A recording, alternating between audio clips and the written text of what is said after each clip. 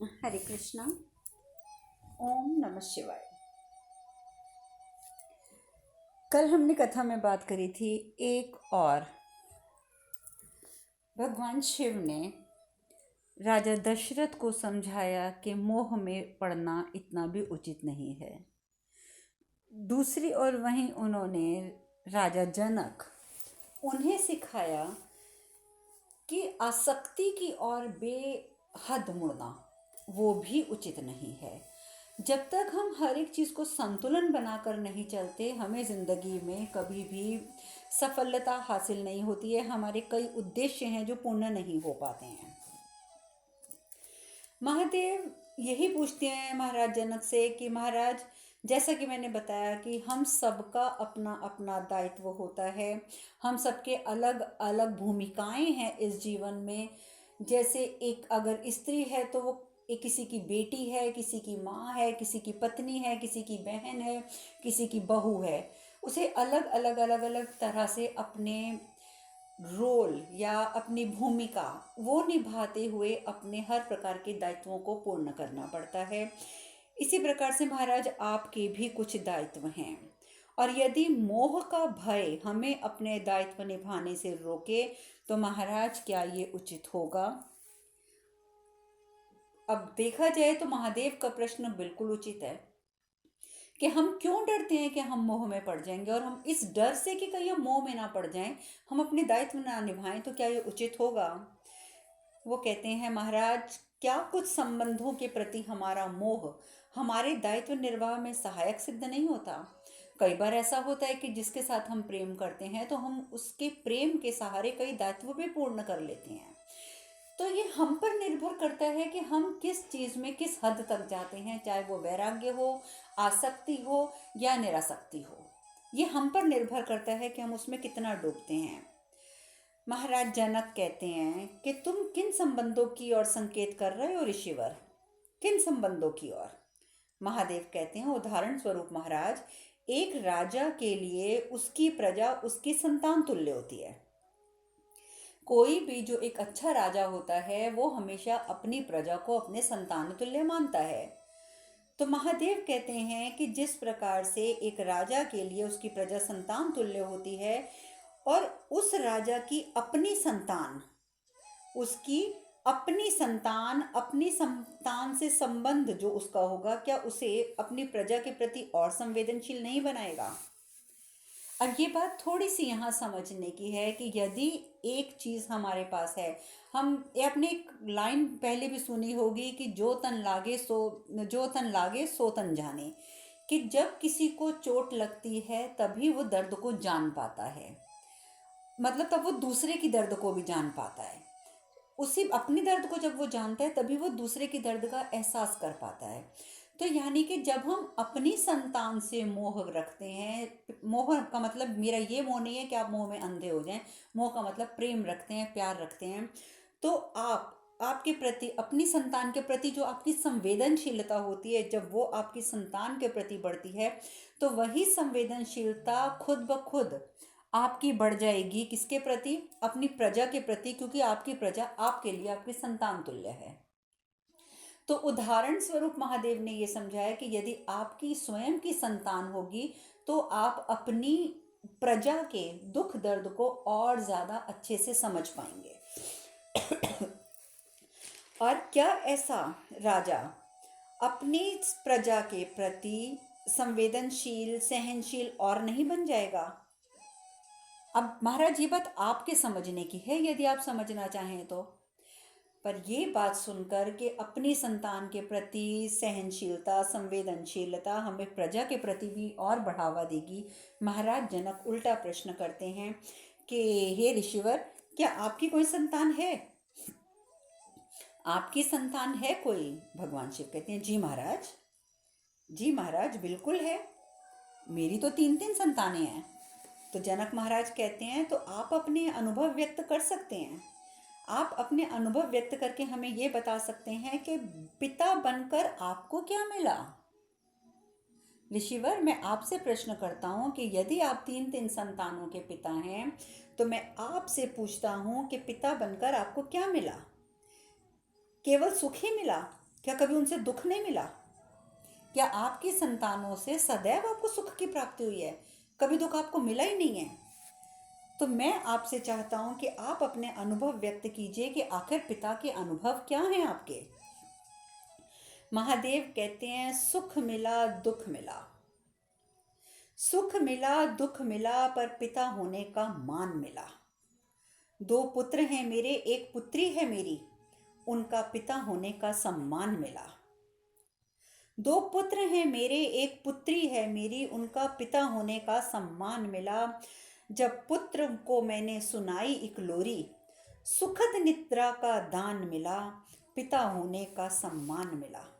जब अपने पुत्र को गले लगाया, जिससे था वंचित वो मान मिला, पिता होने का सम्मान मिला। पुत्री का जब कन्यादान किया, उन अश्रुओं में समाधान मिला, पिता होने का सम्मान मिला। आप पूछते हैं राजन कि मुझे क्या मिला? माता पिता बन के हमें क्या मिला? पुरुष था मैं, लेकिन प्रकृति के बल पर सहज जीवन को पितृदान मिला। मान मिला, सम्मान मिला, जीवन का दान मिला। इस प्रकार की पंक्तियां सुनने के बाद राजा और रानी दोनों इतने भाव विहल हो जाते हैं कि उनकी आंखों से अश्रुओं की धारा बहने लग जाती हैं। भगवान विष्णु भी ऊपर सब देख रहे हैं। भगवान विष्णु कहते हैं, देखो देवी, एक और महादेव ने राजा दशरथ को पुत्र के मोह से अनासक्ति का उपदेश दिया है, और वहीं वो राजा जनक को संतान से मोह का उपदेश दे रहे हैं कि हमें संतान से भी तो प्रेम करना चाहिए। उन्हें आसक्ति की ओर प्रेरित कर रहे हैं, क्योंकि उनकी भूमिका में यही आवश्यकता है। इसीलिए उनकी आवश्यकता है, क्योंकि महादेव जानते हैं कि किस समय किसको कौन सा उपदेश देना है। खैर, इस प्रकार की जब पंक्तियां सुनी, मान मिला, सम्मान मिला, पिता होने का मान मिला, राजा जनक और महारानी सुनैना दोनों उठकर खड़े हो जाते हैं। दोनों की आंखों से अश्रुधारा ऐसे बहने लगती है कि वो एकदम, महाराज हाथ ऊपर करके कहते हैं, एकांत। और सभी ऋषिवर, सब सारी प्रजा जो कि ज्ञान सभा में जो जो उपस्थित थे, वो सब वहाँ से प्रस्थान कर जाते हैं। महाराज जनक कहते हैं, मैं आज अपने सारे जन्मों के प्रति कृतज्ञ हूँ। न जाने मैंने ऐसे कौन से पुण्य किए थे जो मुझे संतान विहीन को, मुझ जैसे संतान विहीन को मार्ग दिखाने के लिए एक ऐसे पिता पधारे हैं जो स्वयं किसी पराकाष्ठा में हैं। और साथ ही वो चरणों में गिर जाते हैं और कहते हैं, मैं आपको कैसे नहीं पहचानता महादेव, कैसे नहीं पहचानता। जनक, मैंने आपको अभी बताया कि महाराज जनक जो थे वो सिर्फ महाराज नहीं थे, उन्हें राज ऋषि इसीलिए कहा जाता है क्योंकि वो राजा होते हुए भी ऋषियों के समान अपना जीवन व्यतीत करते थे। और यही वो पुण्य आत्मा के फल स्वरूप वो महादेव को पहचान सके। रानी सुनैना जब सुनती हैं कि ये महादेव हैं, वो भी एकदम धरती पर बैठ जाती हैं और महादेव और माता पार्वती अपने वास्तविक स्वरूप में आ जाते हैं। महादेव कहती हैं, उठिए राजा जनक, उठिए महारानी। महादेव कहते हैं कि आपको आपके जीवन के सबसे महत्वपूर्ण दायित्वों से अवगत कराने और उनकी पूर्ति हेतु मार्गदर्शन करने आए हैं हम। अब तुम्हारे लिए पितृत्व जो होता है, यानी कि पितृ बनने का जो एक आपकी एक भूमिका है, वो इस समय आपके लिए बहुत महत्वपूर्ण हो गई है महाराज। आप शीघ्र ही पिता बनेंगे। आपको संतान सुख की अनुभूति होने वाली है। इस भूमि को देखिए राजन, इस भूमि को देखिए। ये भूमि बंजर इसीलिए है क्योंकि इस भूमि के राजा आसक्ति के मार्ग पर इतनी दूर निकल आए हैं कि सारा जो असंतुलन था वो स्थापित हो गया है, संतुलन बिगड़ चुका है। आपको संतुलन वापस लाना होगा, क्योंकि जो आपकी भूमि जो उपजाऊ होते हुए भी बंजर हुई, वो बंजर सिर्फ इसीलिए हुई कि आप इतना आगे निकल गए वैराग्य में, इतना आगे निकल गए कि आपने सारा संतुलन बिगाड़ दिया। अब उस संतुलन को वापस लाना आपका कर्तव्य है, आपका दायित्व है महाराज। अपने पौरुष में प्रकृति को भूलना उचित नहीं होता, बिल्कुल भी उचित नहीं होता। अपनी उर्वरक भूमि को जोतें राजन, अपनी उर्वरक भूमि को आप जोतें। पृथ्वी से ही आपकी पुत्री का जन्म होने वाला है। और भविष्य में आपकी पुत्री एक ऐसे व्यक्ति के जीवन को संपूर्ण करेगी जो इस परिवर्तन हेतु संसार में जन्म लेने वाला है। जो पुरुष अब इस संसार में परिवर्तन हेतु जन्म लेने वाला है, आपकी पुत्री ऐसे व्यक्ति के जीवन को पूर्ण करेगी। राजा जनक बोलते हैं, कौन होंगे वो व्यक्ति प्रभु? आप ये भी बता दीजिए कि मेरी पुत्री जिनसे विवाह करेंगी, जिनके जीवन को पूर्ण करेंगी, आखिर वो कौन होंगे? महादेव कहते हैं, वही जो पुरुषों में सबसे उत्तम होंगे, जो सत्य, तप, कर्तव्य, त्याग, प्रेम, समर्पण और मर्यादा पालक की परिकाष्ठा बनेंगे। मानव जगत की आदर्श जीवन का पथ प्रदर्शन करेंगे। वो मनुष्य ऐसे होंगे और उन्हीं से ही आपकी पुत्री का विवाह होगा। और इस प्रकार से सही तरीके से मार्गदर्शन करते हुए राजा जनक को और राजा दशरथ को महादेव और माता पार्वती कैलाश पहुंच जाते हैं। कैलाश पहुंचते हैं, महादेव कहते हैं कि नारायण मानव रूप में अब शीघ्र ही अवतरित होने वाले हैं। बहुत बड़ा परिवर्तन लेकर आएगा ये युग, देवी बहुत बड़ा परिवर्तन लेकर आएगा। माता पार्वती कहती हैं, स्वामी हम जानने के लिए उत्सुक हैं कि अब आगे क्या होगा। महादेव कहते हैं कि मानव जीवन का एक नया अध्याय आरंभ होने जा रहा है। एक नया अध्याय। इस अध्याय में, इस युग में जो भी घटित होगा वो इस संसार को एक कथा के रूप में धर्म का पालन करने के लिए जन्मों जन्मों तक, युगों युगों तक, कल्पों कल्पों तक प्रेरित करता रहेगा, चिरकाल तक, अति चिरकाल तक। माता पार्वती बोलती हैं, स्वामी हम ये कथा सुनने के लिए अधीर हो रहे हैं कि शुरू कहाँ से करेंगे आप ये कथा सुनाइए हमें। महादेव कहते हैं, कहाँ से आरंभ करूं पार्वती, कहाँ से आरंभ करूं? तभी नंदी जी प्रश्न करते हैं, प्रभु इस मानव अवतार में नारायण किस नाम से जाने जाएंगे? किस नाम से जाने जाएंगे हमारे नारायण? महादेव के मुख पर एक प्रसन्नता की लहर दौड़ पड़ती है। उनकी आंखों में प्रेम के अश्रु आ जाते हैं और प्रेम के अश्रुओं के साथ वो नाम पुकारते हैं, राम। उनका नाम होगा राम। भगवान विष्णु सब देख रहे हैं। भगवान विष्णु कहते हैं, देवी मनुष्य रूप में जन्म लेने का मेरा समय तो आ गया है। अब इस जन्म में हमारा मिलना अवश्य होगा, किंतु हमें बहुत कुछ सहना भी होगा, क्योंकि इस दुनिया को, इस समाज को, इस पृथ्वी पर बसे मनुष्यों को कई प्रकार के संदेश देने हैं हमें, और उन संदेशों को देने हेतु बहुत कुछ सहना होगा हमें। किंतु किसी भी दशा में हम अपने दायित्वों की पूर्ति अवश्य करते रहेंगे।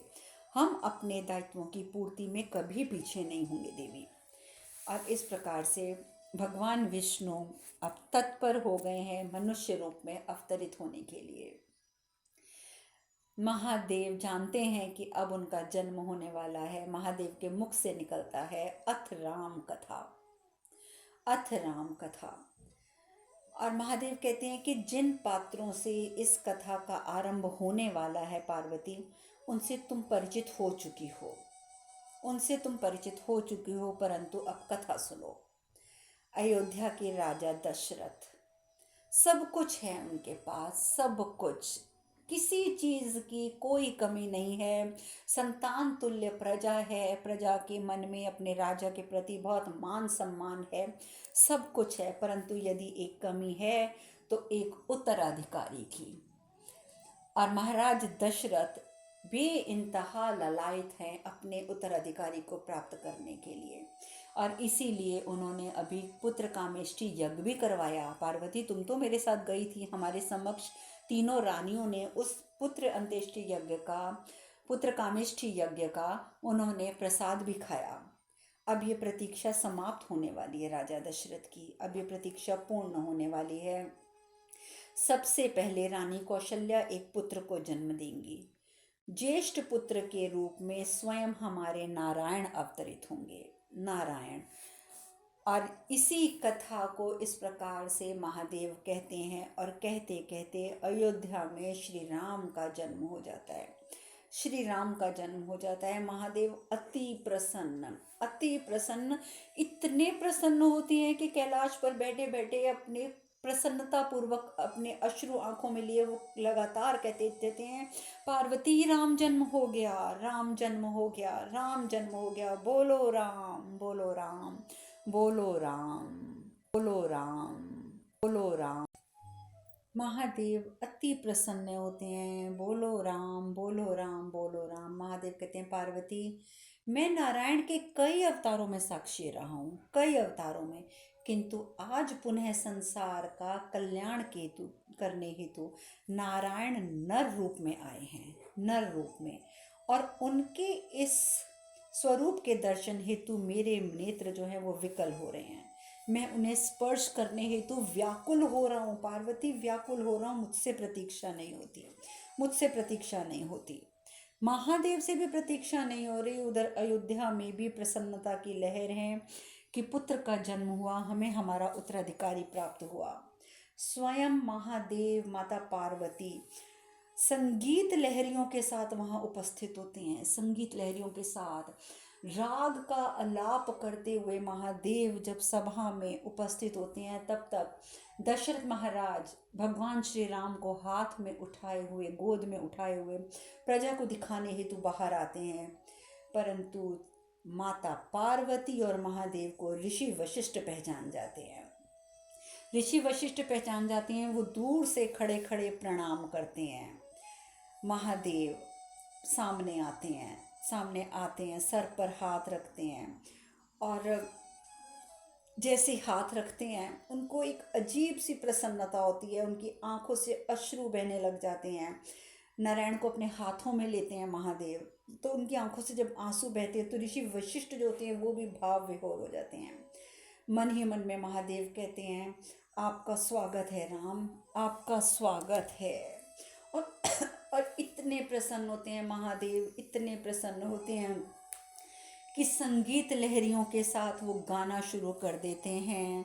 भय प्रगट कृपाला दीन दयाला कौसल्या हितकारी, हर्षित महतारी मुनिहारी मधुबुत रूप विचारी, लोचन अभिरामा तनु घन श्यामा निज आयुध भुजधारी, भूषण बनमाला नयन विशाला शोभ सिंधु खरारी, कह दुई कर जोरी अस्तुति तोरी कही विधि करो अनंता, माया गुण ज्ञानातीत अमाना वेद मनंता, भय प्रकट कृपाला दीन दयाला कौसल्या हितकारी, हर्षित में तारी मुनि मनहारी अद्भुत रूप विचारी। महादेव सारी प्रजा के समक्ष महाराज के प्रत्यक्ष स्वयं ये गाना गाने लग जाते हैं, और इतने भाव विभोर होते हैं कि ऋषि वशिष्ठ भी समझ नहीं पाते कि खुशी से किस प्रकार उनके नेत्रों से भी अश्रु गिरने लग जाते हैं। इस प्रकार जब पूरी अपनी आप को वो संतुलित कर लेते हैं संगीत के बाद, तो महाराज दशरथ से वो अकेले मिलने जाते हैं। वहाँ पर सिर्फ महाराज दशरथ, महारानी कौशल्या, ऋषि वशिष्ठ बस यही उपस्थित होते हैं। बाकी सब जो प्रजा होती है वो प्रस्थान कर जाती है। तो राजा दशरथ जो होते हैं वो ऋषि वशिष्ठ को, जबकि वो समझ नहीं पाते, राजा दशरथ के ऋषि वशिष्ठ जो हैं वो पहचान चुके हैं महादेव को, परंतु फिर भी वो अपनी तरफ से महाराज को बोलते हैं, और वशिष्ठ ऋषि को बोलते हैं महाराज के ऋषिवर, यही वो ऋषि हैं जिन्होंने भविष्यवाणी करी थी कि मुझे पुत्र रत्न प्राप्त होगा, और आज ये हमारे कुलदीपक की जन्म कुंडली बनाएंगे। और अभी तो महाराज दशरथ कहते हैं कि वो जन्म कुंडली बनाएंगे कि महादेव अपना हाथ आगे बढ़ाते हैं और जन्म कुंडली उनके हाथ में पकड़ा देते हैं। कहते हैं, ये लीजिए महाराज आपके पुत्र की जन्म कुंडली, अब आप बताइए आप क्या जानना चाहते हैं। तो राजा दशरथ कहते हैं, ऋषिवर क्या जानना चाहता हूँ, मैं उसका भविष्य जानना चाहता हूँ, उसका चरित्र जानना चाहता हूँ, उसका व्यक्तित्व जानना चाहता हूँ, मैं तो बहुत कुछ जानना चाहता हूँ, आप कुछ भी बताइए, कैसा होगा मेरा पुत्र। भगवान शिव कहते हैं, मर्यादा से परिपूर्ण होगा, मर्यादा से परिपूर्ण होगा, पुरुषों में उत्तम होगा आपका पुत्र, पुरुषों में उत्तम होगा, शिष्टाचार, सदाचार, सत्य, कर्तव्य, धर्म पालक की पराकाष्ठा होगा आपका पुत्र, आदर्श की परिभाषा होगा आपका पुत्र। वो के तो फिर महाराज बोलते हैं, उसका राज्य कैसा होगा, वो राजा के रूप में कैसा होगा। भगवान शिव कहते हैं, महाराज उसके राज्य का चिरकाल तक उदाहरण दिया जाएगा, चिरकाल तक। और वो आपको इतना प्रिय होगा, इतना प्रिय होगा कि आपके प्राण बसेंगे महाराज, आपके पुत्र में आपके प्राण बसेंगे। तो महाराज बड़े खुश होते हैं, कहते हैं इसका मतलब हमारे मेरे पुत्र का राज्यकाल बहुत अच्छा होगा। अच्छा, मेरी पुत्र वधू कैसी होगी? भगवान शिव कहते हैं आपकी पुत्र वधू, आपकी पुत्र वधू तो साक्षात देवी लक्ष्मी का रूप होगी।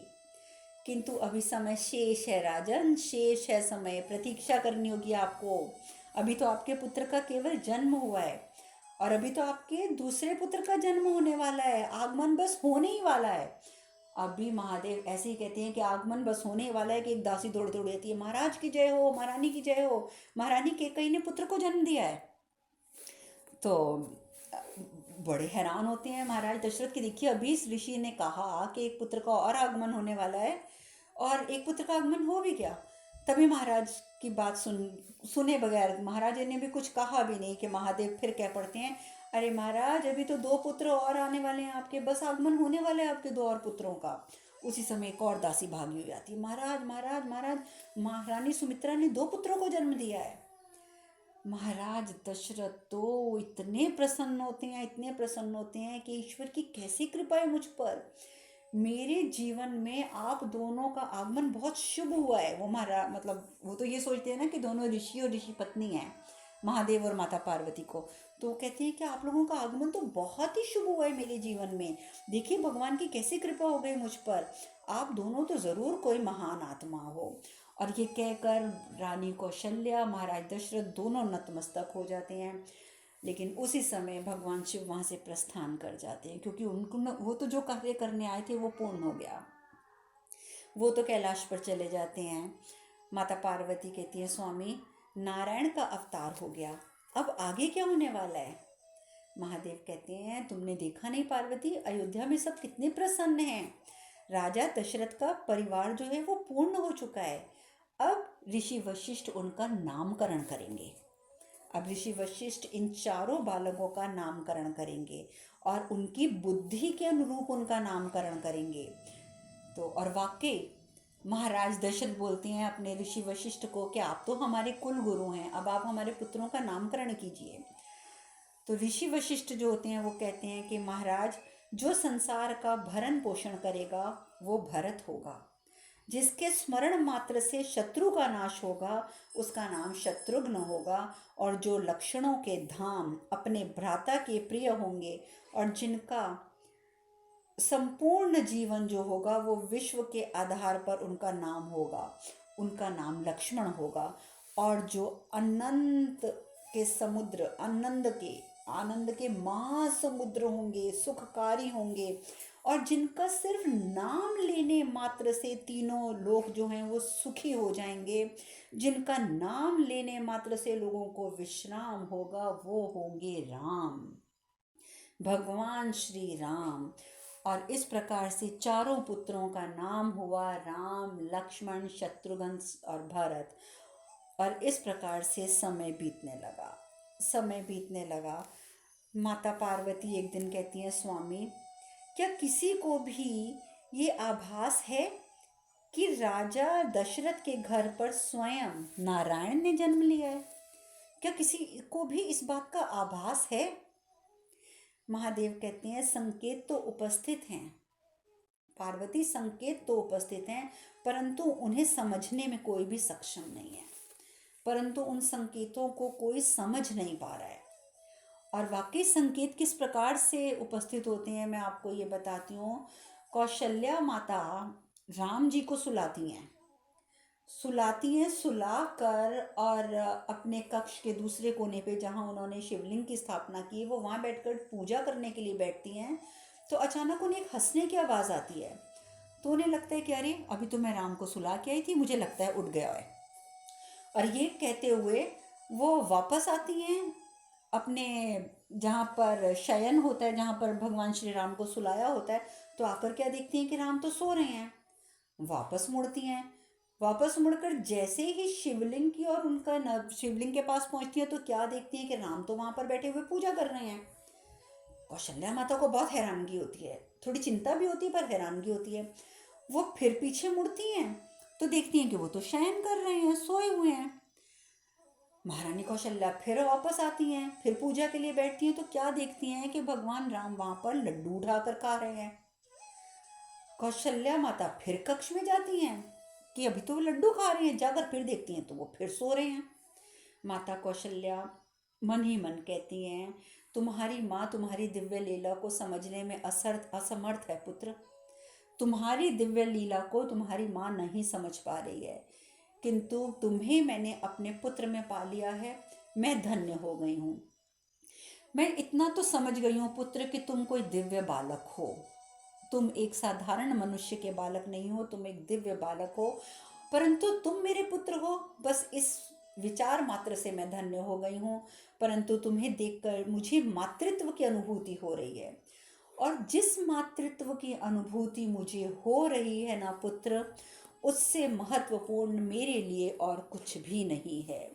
और ये कहकर वो हाथ जोड़ देती हैं, नतमस्तक हो जाती हैं भगवान श्री राम के समक्ष कि तुम दिव्य अवश्य हो पुत्र, तुम दिव्य अवश्य हो, परंतु तुम्हें देखकर मुझे मातृत्व सुख मिल रहा है, तो मेरे लिए इससे महत्वपूर्ण कुछ नहीं है। तुम जो भी हो, जैसे भी हो, जहाँ से भी मेरी जिंदगी में पधारे हो पुत्र, तुम अब मेरे पुत्र हो, परंतु तुम्हारे इस दिव्य स्वरूप को मैं नमन करती हूँ।